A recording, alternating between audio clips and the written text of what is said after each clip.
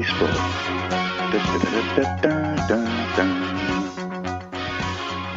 VAR on Tone Radio. Hello, welcome to the sports news this week, and I'm aware I need to get that jingle slightly updated, but it's nearly the end of the year now. I'm sure you're watching the Carling Cup final yesterday on BBC Two or BBC One, and you'll know that Liverpool won the Carling Cup after trying very hard to lose it, I would say. Kenny Dalglish, the manager, won his first silverware of his second spell, winning 3-2 on penalties after both Gerrards missed, as Sam quite rightly pronounced on Facebook. Anthony Gerrard missed the final kick for Cardiff, and Liverpool won the shootout 3-2. Dirk Kuyt thought he'd won it in the 108th minute with an instinctive finish. However, Ben Turner got a goal 2 minutes from the end to make it 2-2. Funnily enough, 13 months after he returned, Kenny Dalglish has now become only the 7th manager to win all 3 major competitions in England: Carling Cup, Premier League and FA Cup. He's won all of them as a Liverpool manager. Well, not as a Liverpool, he's won all of them as... I think he won the FA Cup as Liverpool manager, but he won the Premier League with Blackburn, Kenny Dalglish. So, yeah. I don't know if you noticed, I should say, there's an interview with Jamie Carragher, which is on YouTube at the moment, and the Touchline Sky reporter Andy Burton.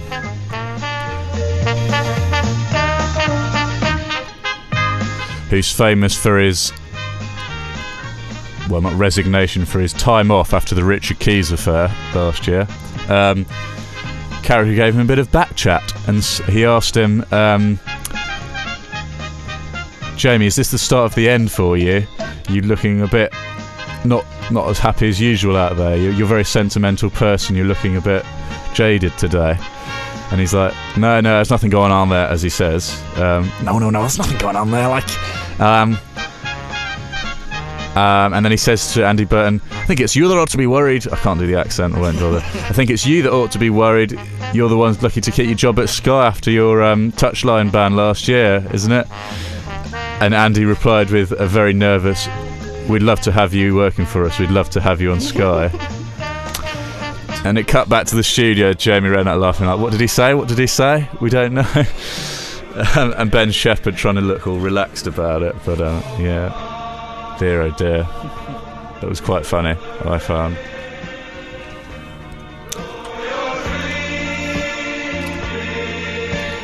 Don't know if you saw the first Liverpool goal, Sam. I didn't see it. The goal by the goal by Liverpool. Oh, not Cardiff. Martin Skrtel. Yeah, that was pretty good finish. It was weird. And Suarez had just hit the bar. Yeah, it came from a corner. Post. Suarez hit the post, and then Skrtel just instinctively just hit it straight through the middle, and it was in. I thought, yeah, Skrtel should be playing up front. Yeah. I mean, he's just so good at getting on the end of crosses and deflections.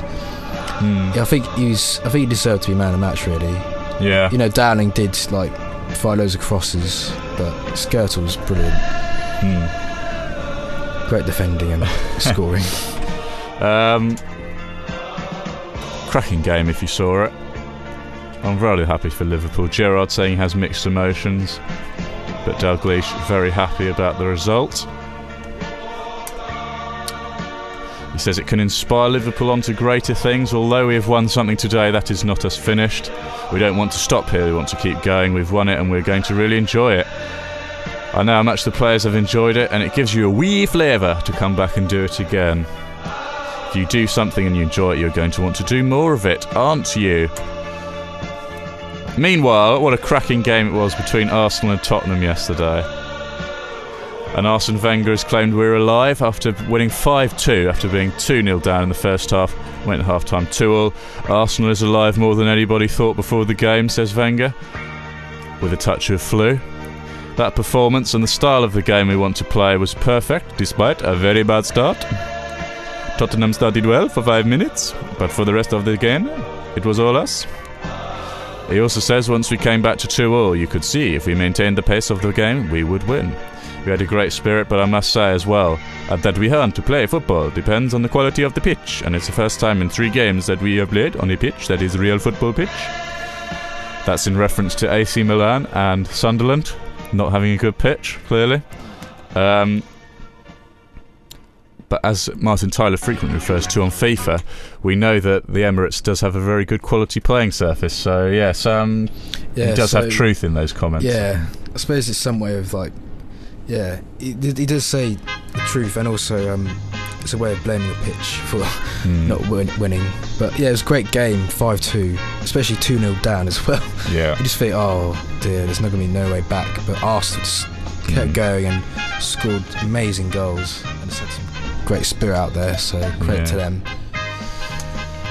Moving on, also now in the table, we're level on points with Chelsea. We're 6 goals ahead on goals scored, so if it season finished now, we'd win 4th. 57 plays 64 on goals scored, so we've got 6 more goals than them. No, 63, sorry, 57-63. Level on goal difference, level on points with Chelsea. So it'll be Arsenal or Chelsea at the end of the season. Hopefully it's Chelsea who are in the mire, shall we say. They've been doing just as badly as we have, looking at the table. Just like to correct the press on that one. Wales said they've been driven by World Cup pain after their late win over England at Twickenham. Lee Halfpenny says Wales' World Cup woe is driving them towards Six Nations glory. Our aim coming into this was to win every game and to win the Grand Slam, and at the moment we're on target. But from the World Cup it's only made us stronger as a unit. They impressed at the 2011 World Cup in New Zealand, but eventually had to settle for 4th, after losing the 3rd place playoff to Australia. We were incredibly disappointed after that semi to just miss out, and all the boys got together and we stayed strong. It's really bonded us even more, and that's the character of the team. That when they're put down, they react to that and get up and put things right.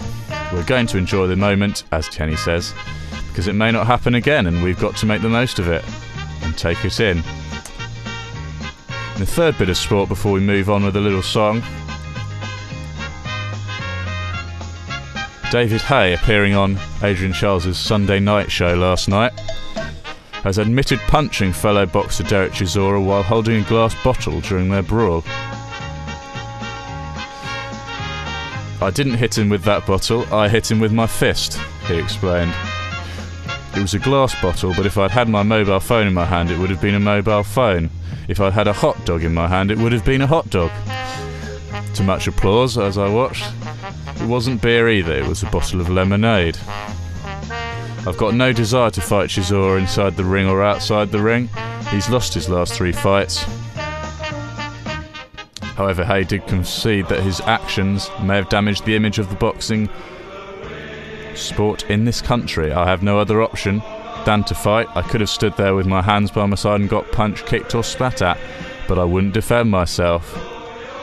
If I could rewind time, I wouldn't go to the press conference, but you can't rewind time. What do you think of that whole saga, Sam? Yeah, I suppose everyone thought it was a bit ridiculous, really. 2 British boxers having a go at each other. Yeah. And at least he actually came out and admitted that he did hit him. Well, not with a glass bottle, of course, but if he did, then yeah, it'd be much worse. But he said he had a glass bottle in the hand that he'd been punching. Didn't actually hit Chisora, apparently. I suppose they're referring to him. He might have leftover pieces of glass still. Yeah, I don't know. Some of it must have shattered because if it hit the coach as well, because I saw the coach was bleeding. That's pretty crazy. Well, at least it's all over now. Anyway, let's move on to a bit of Pitbull before I may come back and finish off with a few more minutes of sports news for this Monday morning. Half an hour, it's Leo Birchley. Stay tuned.